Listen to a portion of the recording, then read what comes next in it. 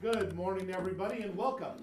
This is our September 4th regular meeting of the Mason County Commission. We will begin with our Pledge of Allegiance. We have a veteran. Art, would you please lead us in the Pledge of Allegiance?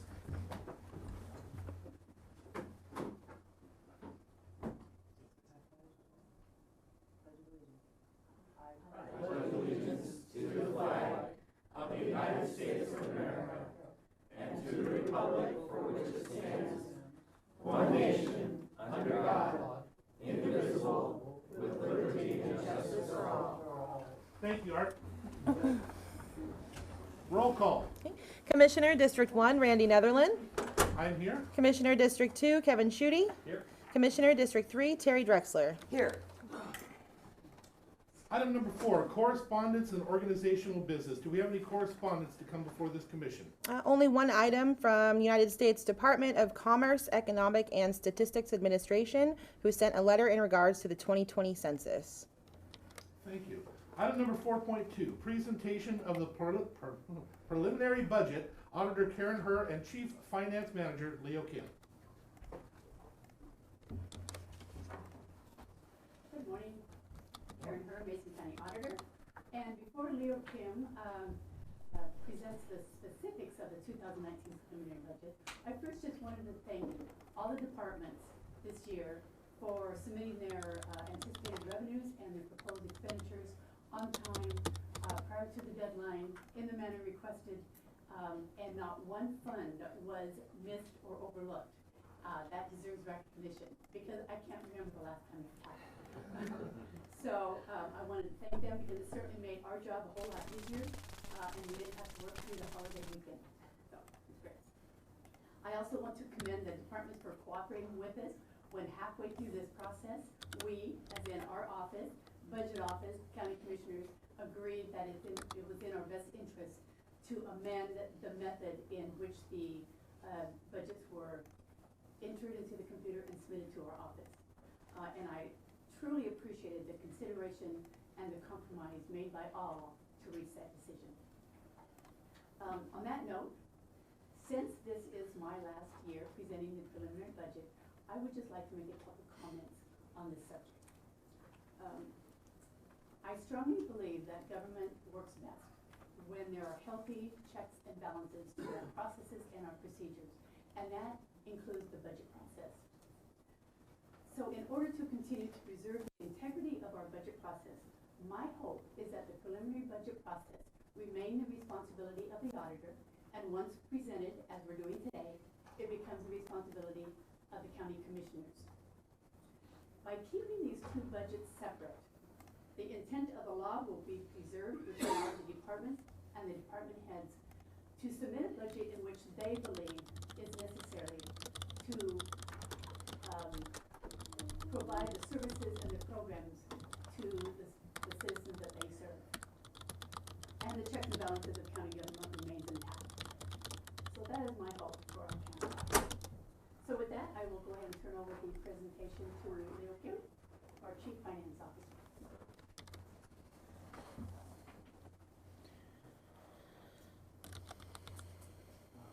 Good morning, Leo Kim, Chief Finance Officer for the Auditor's Office, Financial Services.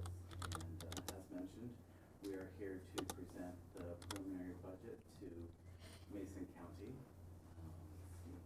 Over the last couple months, the county has been working on this budget, and I would like to as well thank all of the staff of the Auditor's Office, as well as all of the departments for partnering together to complete this project. In addition, my financial services staff audited and compiled the preliminary budget in its entirety, and words cannot express how grateful I am to have such an office very independently and collaboratively and very self-sufficient. So I'm very blessed in that manner, and I probably don't say that enough, but I couldn't do my job without them. From that data, I prepared summaries and graphical information, and in addition, the budget office was very instrumental in this project as well. The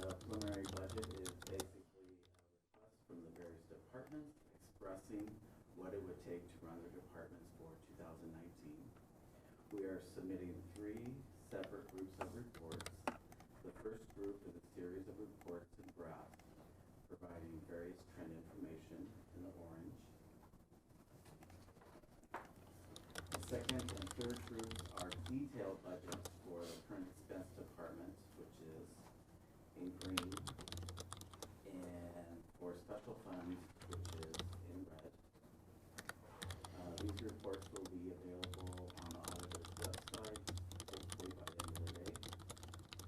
The preliminary budget is really only a starting point for the beginning of the budget cycle. Over the course of the next several months, the departments and the commissioners will meet together and have budget workshops, and the budgets will be modified. The 2019 estimated revenue for the current expense fund, exclusive of estimated beginning fund balance. In other words, the requested, the projected revenue is $35 million. Estimated expenditure requests presented are $37 million, which leaves $2 million to balance to reserve fund balance. The 2019 estimated beginning fund balance should be around $5.8 million, and with an ending fund balance projected around $4 million. But after the workshops, I'm sure that we'll have a higher estimated fund balance. And looking at the summary reports, the first page, there's the auditor's letter. The following is a summary for revenues through 2014, going through 2019, and it's fairly voluminous. Over probably next year, we'll probably summarize it more down to just the departments instead of having the departments and the programs, so there won't be as many lines. Following the revenue summary is a pie chart for revenue. 59% of the revenues is taxes. Charges for services is 13%. Intergovernmental is 14%. And then there's a few smaller categories. The next section goes into expenditures, showing trend information through 2014, 2019. And after that, there's a couple of graphs.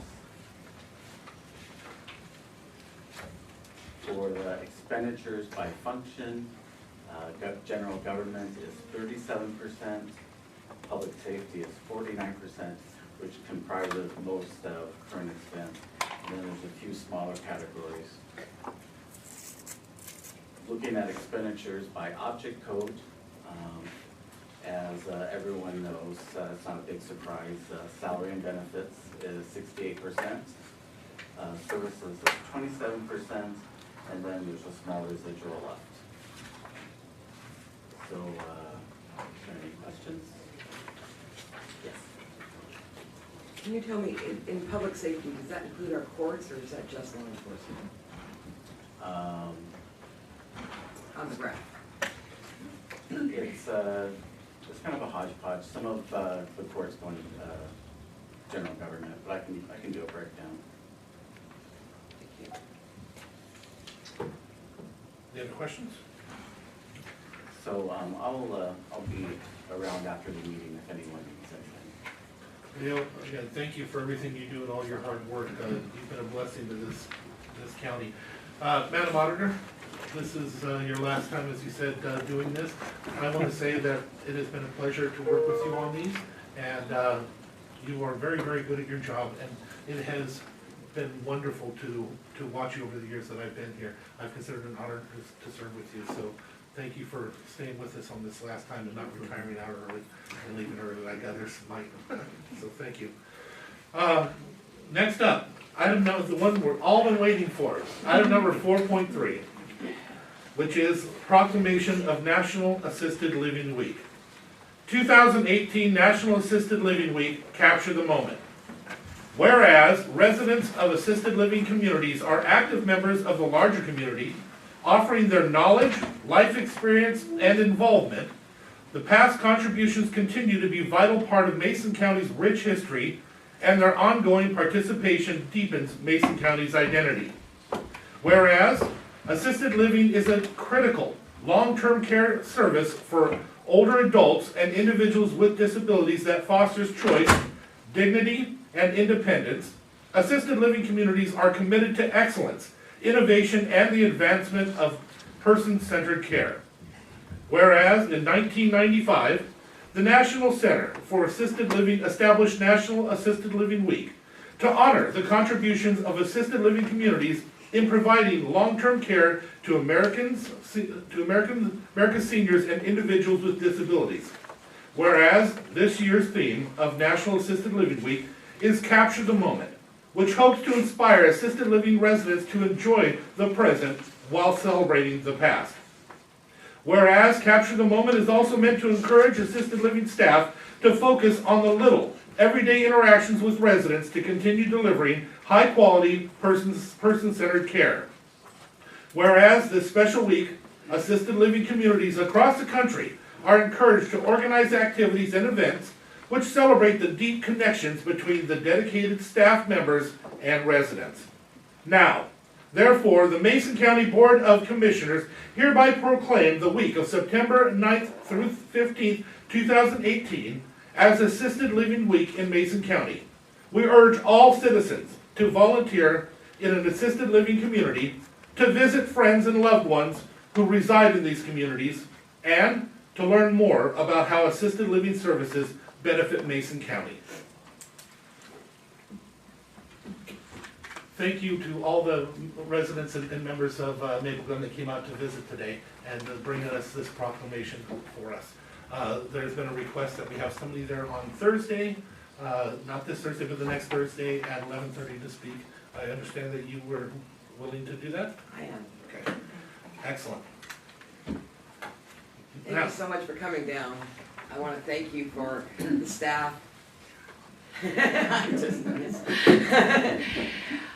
What you folks do, you're angels. My mother just recently took residence in one up in the Paulsville area, and you're just angels for our family to take such good care of my mother. And I thank you for all the work you do. And the residents, thank you for your history and bringing it to us and being able to share it with us. I mean, the stories you can tell, and the achievements that you created through your years and years of your life is valuable and a treasure for all of us. And thank you so much for bringing this to us today. Yeah, I just echo those comments. It's a true labor of love that you have for the residents in these assisted living facilities, and it's just I'm grateful that you guys were able to make it down here today for us to do this proclamation, and we're just grateful for the contribution that you as staff make, but also that your residents continue to make to our community to you know, as Commissioner Drexler said, continue to tell that story that's so important for us to keep in mind. So thank you for everything. And in closing, thank you for keeping independence as a key for everything that you do and allowing them to keep their dignity. It is very much appreciated for all the rest of us, and when it comes to our time, we'll appreciate it even more. With that being said, I have told them that we will give them a moment to leave, so they didn't have to wait through the whole meeting, so feel free. Thank you again. Thank you.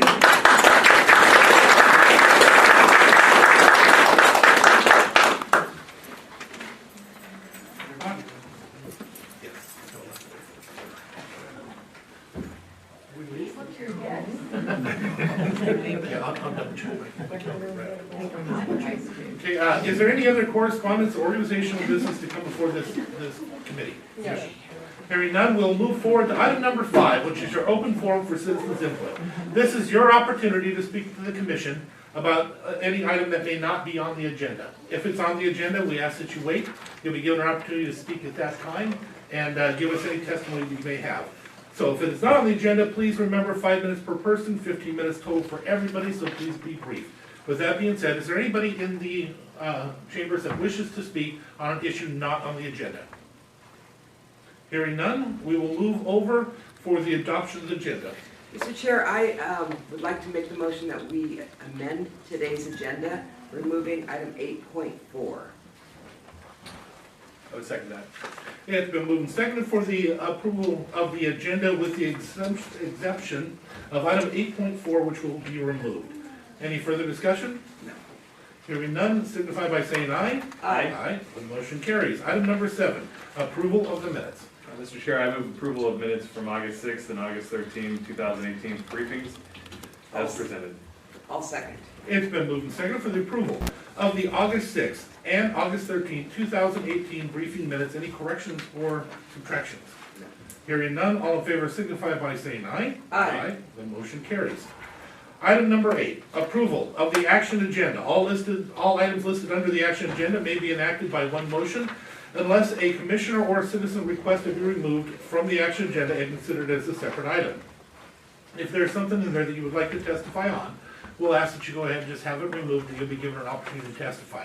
After each of these items are read to you, you will be given an opportunity to ask if there's any questions you may have to help you decide whether or not to have it taken off for a separate vote. With that being said, I will read item number 8.1 through 8.5. Commissioner Drexler, if you would read 8.6 through 8.11, and Commissioner Schutte, if you would read the big giant one of 8.12. Okay, item number 8.1, approval to create, post, and fill a full-time program coordinator position for the opioid program and eliminate the full-time community health program assistant position. Item number 8.2, approval to increase the part-time position of community health program assistant for the prescription drug overdose program to full-time for the duration of the grant ending August 2019.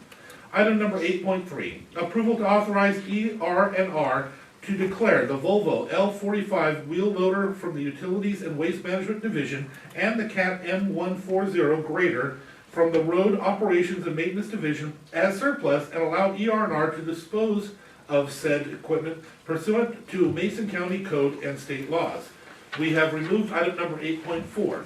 8.5 reads, approval to sign the class action opt-in notice from the United States Court of Federal Claims to participate in the Kane County, Utah versus United States lawsuit as a class member regarding payments in lieu of taxes act, PILT Act, for fiscal years 2015, 16, and 17. Item 8.6, approval of the memorandum of understanding between North Mason School District and Mason County Parks and Trails Department for water service at Sand Hill Sports Complex. 8.7, approval to appoint Christina Lee Williams to the Mason County Historic Preservation Commission to fill the balance of a term ending November 2020. 8.8, approval of 2 summer 2018 Mason County Heritage Grants totaling $5,150 for the following: Mason County Genealogical Society, $400 for website development hours. McCreevy House of Hood Canal, $4,750, request for emergency repair and stabilization of the McCreevy House roof. 8.9, approval of the memorandum of understanding between North Mason School District and the Mason County Sheriff's Office for a school resource deputy. 8.10, approval to amend resolution 54-18, stating interest and penalties for late payments for lake management districts will be treated in the same manner as delinquent real property taxes. 8.11, approval to set a public hearing on Tuesday, September 25th at 6:30 p.m. to consider proposed amendments to the motorboat regulations, Mason County Code Chapter 9.04. Proposed amendments include but may not be limited to changing language regarding buoy placement from shoreline to mark the minimum water skiing distance on freshwater. Everybody get comfortable. Item 8.12, approval to set a public hearing on Tuesday, September 25th, 2018 at 6:30 p.m. to consider approval of the following supplemental appropriations and budget transfer requests to the 2018 budget. Supplemental appropriations, $17,896 increase to Auditor's Election Fund 001.030, Secretary of State Grant, and $17,896 increase to Auditor's Elections Fund 001.030, postage expense line due to increased postage expense offset by the Secretary of State Grant. $127,500 increase to Solid Waste Fund 402, Department of Ecology Grant and $127,500 increase to Solid Waste Fund 402 ending fund balance due to Department of Ecology grant award to pay for already budgeted household hazardous waste and recycling expenses. $6,201 increase to Juvenile Services Fund 001.171 Office of the Governor grant, and $6,201 increase to Juvenile Services Fund 001.171 salary and benefit lines due to an increase in the Becker grant. $34,400 increase to Community Services Health Fund 150, drinking water permits and fees, and $34,400 increase to Community Services Health Fund 150, salaries and benefits due to an increase in revenue received from drinking water permits and fees. $20,000 increase to Community Services Health Fund 150, Department of Health grant, and $20,000 increase to Community Services Health Fund 150, various expense lines due to an increase in opioid funding grant from DOH. Budget transfers. $150,000 from current expense fund 001.320, ending fund balance, to $150,000 Office of Public Defense Fund 001.240, various professional service lines due to higher than anticipated expense levels during the 2018 budget process. $9,600 from current expense fund 001.302, ending fund balance, to $9,600 non-departmental fund 001.300, litter crew tipping fees due to increased tipping fees in 2018. $100,000 from current expense fund 001.320, ending fund balance, to $100,000 non-departmental fund 001.300, accrued leave due to increased accrued leave payouts in 2018. $115,500 from current expense fund 001.320, ending fund balance, to $115,500 non-departmental fund 001.300, risk management insurance due to a 21% unanticipated increase in 2018 insurance premiums. $675,000 from Solid Waste Fund 402, ending fund balance, to $425,000 Solid Waste Fund 402 for facility improvements, and $250,000 Solid Waste Fund 402 for capital equipment to pay for transfer station improvements and replacement loader. $2,500 from current expense ending fund balance, Fund 001.320, to $2,500 Auditors Elections Fund 001.030, small tools and minor equipment to replace a broken printer.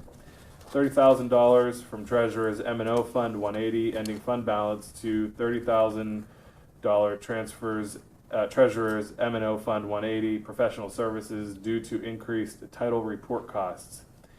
$14,500 from current expense fund 001.320, ending fund balance, to $3,611 emergency management fund 001.050 for ER&R vehicles.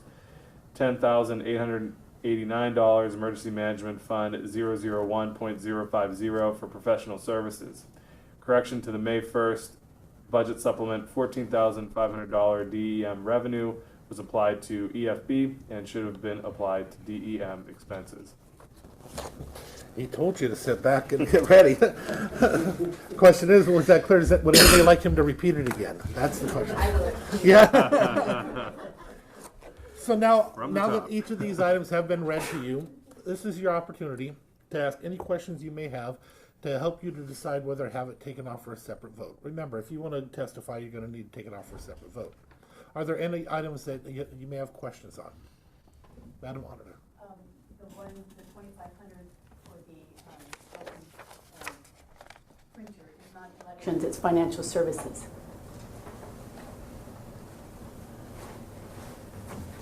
Okay, but It was like the third one from the bottom. The number is still the same, correct? It's still the same amount? Correct. Okay, good. 'Cause Yes. it's the amount that we end up Yes. on the agenda, so we'll have that corrected in the next. But the amount is still the same, so that doesn't change it. Thank you. Any other questions? Yes, Why was 8.4 taken off? it wasn't ready. It wasn't. Any other questions? Hearing none, are there any items that the community would like taken off for a separate vote? Commissioners, are there any items you'd like taken off for a separate vote? No. Then I will entertain a motion. Mr. Chair, I move approval of items 8.1 through 8.12 with the exception of item 8.4 on today's action agenda. And I'll second. It has been moved and seconded for the approval of the action agenda, items number 8.1 through 8.12, with the removal of 8.4, which was stricken before the agenda was created. Any further discussions or comments on any of the items? Mr. Chair, I want to congratulate our Public Health Department, our Community Services, for the increased funding and the work they're doing in the prescription drug overdose and opioid collaboration program. And very grateful we have some great staff there, and we're able to now increase the staffing and then bring it up to, Abe up to a level that he's more working in right now. And I'm not saying this very clearly, but congratulations to you folks. And thank you for your work. A special thank you to Christina Lee Williams for stepping up to fill that position. And Ross, thank you for putting something in writing which should have been there the whole time. I'm glad we have it, and we'll have it signed after this. Thank you for the work that we do with North Mason School District and for them stepping up to make this a reality.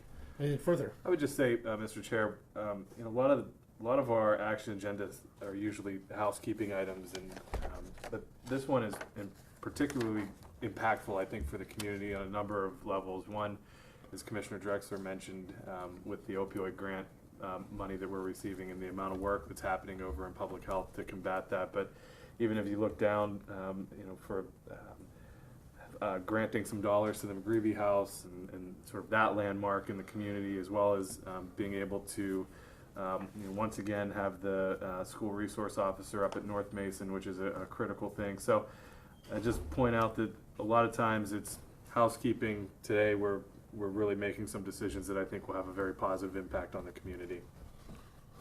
All right, anything further? All in favor signify by saying aye. Aye.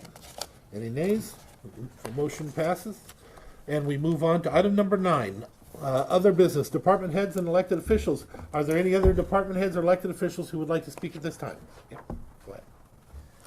Good morning, Commissioners. Christopher Nelson, Permit Center. Per ordinance 123-018, we do adopt the August International Code Council Building Code Evaluation data, which came out late last week, so it didn't come to your attention early enough. I did bring some copies in. There is a slight increase coming in. This does go into effect today, roughly about $5 to $2 per square footage that our customers will find on their permit fee rates. Will we, have we already adopted these new rates? They come automatically September 1st per the ordinance. Any department heads or elected officials? Hearing none, we will move forward in 3, 2, we have to wait till 9:30. We are opening our public hearing. See, this item number 10.1, a public hearing to consider rezone requests and one map correction for parcels 42002-10-000020, 32031-14-00010, 32232-55-00040, 32332-55-00041, 12329-12-90011, and 61908-23-00010. Staff, Kelron. Good morning. Good morning. So there are 4 rezones and 1 map correction, and I'll go in the order that they're listed here. So our first rezone was brought to you by Mason County for some property that the intention is to surplus. That's parcel number 42002-10-00020. This property is located off of 101, just south of the Public Works building, and north of Dayton Airport Road. It's approximately 35 acres. It's currently zoned as public institutional, and it's being rezoned, or the request to rezone to general commercial. There's also a boundary line adjustment has been done and recorded. There's also a subdivision that's occurring that will have 6 lots, ranging from 6 to 8 acres in size. And also, it's in the Shelton urban growth area. Commissioners, would you like to take these one at a time and ask questions? I would like to. Sure. Let's handle it that way, so thank you Yeah. for bringing for a minute there. Go ahead, if you have any questions, Commissioner. I don't have any questions on this one. I'm Okay. pretty familiar with it. I am as well. Same. Next. Okay. Well, yeah, go ahead, because at the end we'll have people, we'll go through Okay. proper. Okay. Also, I'll mention, for each of these, the Planning Advisory Commission did hear all 4 rezone applications and the map correction, and the Planning Commission did vote unanimously to recommend approval for each one of these. The next one is a rezone proposal from Huntington Beach LLC. It is for parcel number 32031-14-00010. This is a proposal from a rural residential 5 zone to rural commercial 3. It is located at the junction of Highway 3 and Highway 101. Golden Pheasant is kind of the southern border there. It's directly across from the Cole Road, the Mason Transit Cole Road Park and Ride.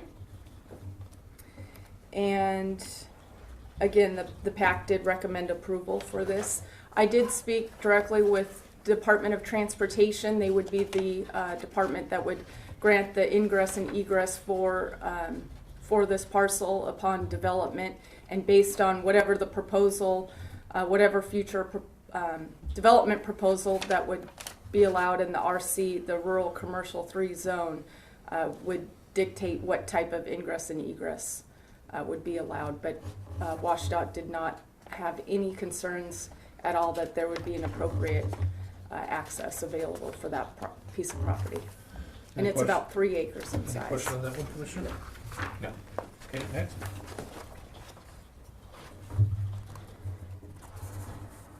This next one is for 2 small parcels in Union. It is a proposal to downzone from a rural commercial 3 zone to a rural residential 2.5 in the Union Rural Activity Center. Rick Buchel is the applicant, and it's located off of Highway 10 or SR 106. Around the 4-mile marker. And this is the location. Previously, there was a 6,000 square foot metal building on the property that was a storage warehouse building. That has been removed. Over the years, it's been, I guess, various proposals to do commercial development there, and it just doesn't pan out. Given the size. If this rezone is successful, they will develop the properties residentially, and they will be required to go through shoreline variances in order to place the properties that close to the shoreline. But that's not unique for North Shore and South Shore of Hood Canal. Questions? Do you know if what the water supply is for this property? I do not, but I know that the applicant is dealing with both water and septic design for the properties. Okay. But I'm not sure if it's an individual well or where I'm not positive. Okay, thank you. Next.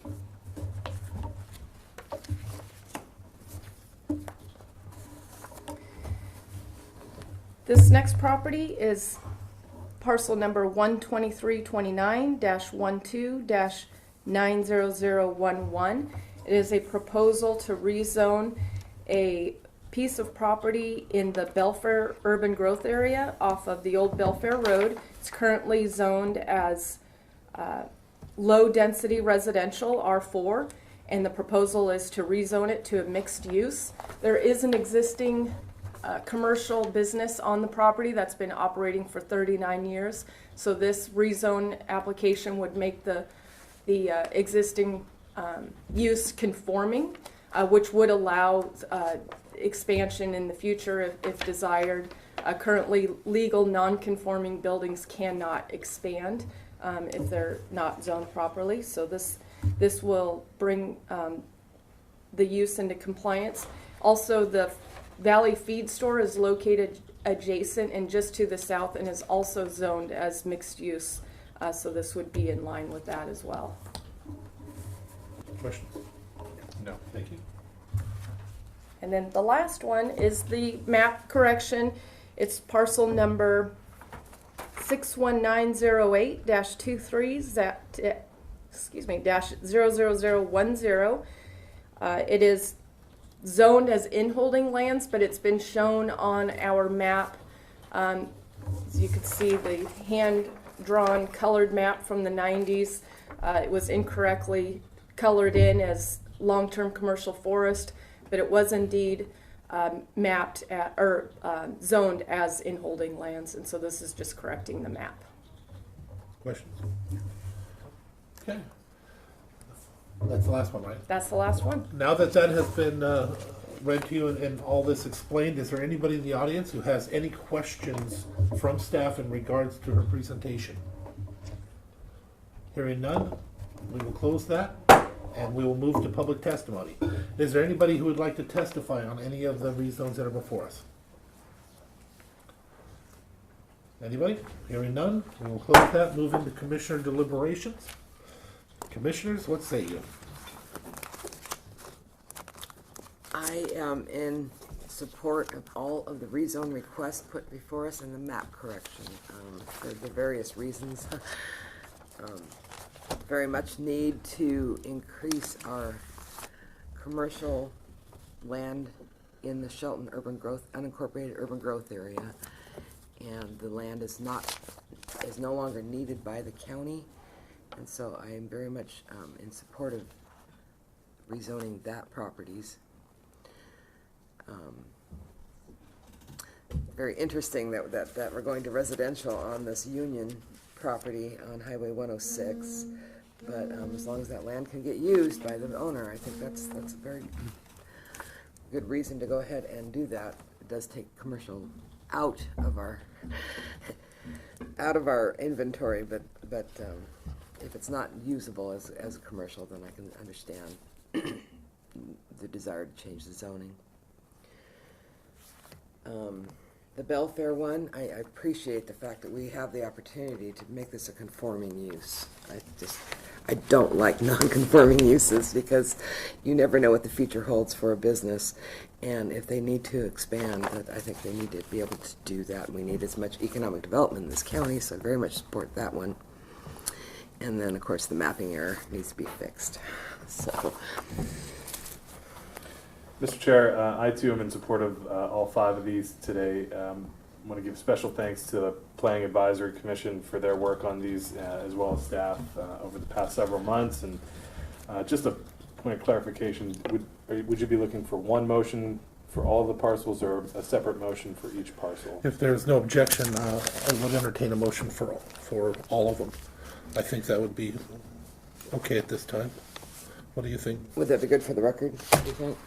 Okay, then I'm okay with that. So, Mr. Chair, I would then move to approve the rezone requests and one map correction for parcels 42002-10-0020, 32031-14000010, 32232-55-00040, 32332-55-00041, 12329-12-90011, and 61908-23-00010 as recommended by staff.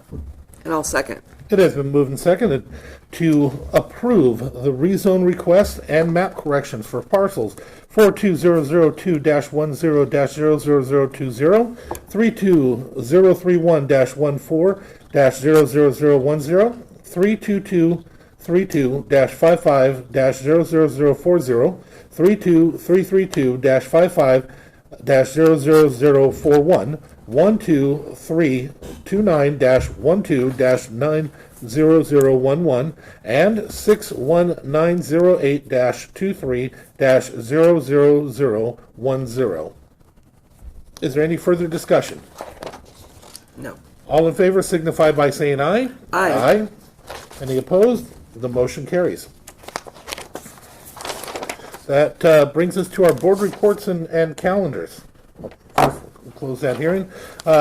Commissioner Drexler, would you lead us off? Commissioner Schutte, and then myself. So last week, following our evening commission meeting, the next day on Wednesday, I met with Ashley Probart, who is the director of the Transportation Improvement Board. We'll be hearing and considering some changes to the eligibility, or at least the stated eligibility projects that will hopefully increase our opportunity as a county to use Transportation Improvement Board dollars for our urban growth areas and unincorporated areas, things like sidewalks, connector streets, etc. Let's see, and then had some private things. Following today's meeting, I'll be working in the office. Wednesday, we'll have the Budget Advisory Committee meeting, and then the rest of the week, I'll be working in the office. No meetings. Mr. Chair, so one item of note from last week, I had a very positive meeting with Chiefs Strackeby and Sperling from the Sheriff's Office and Tim Whitehead from the Prosecutor's Office.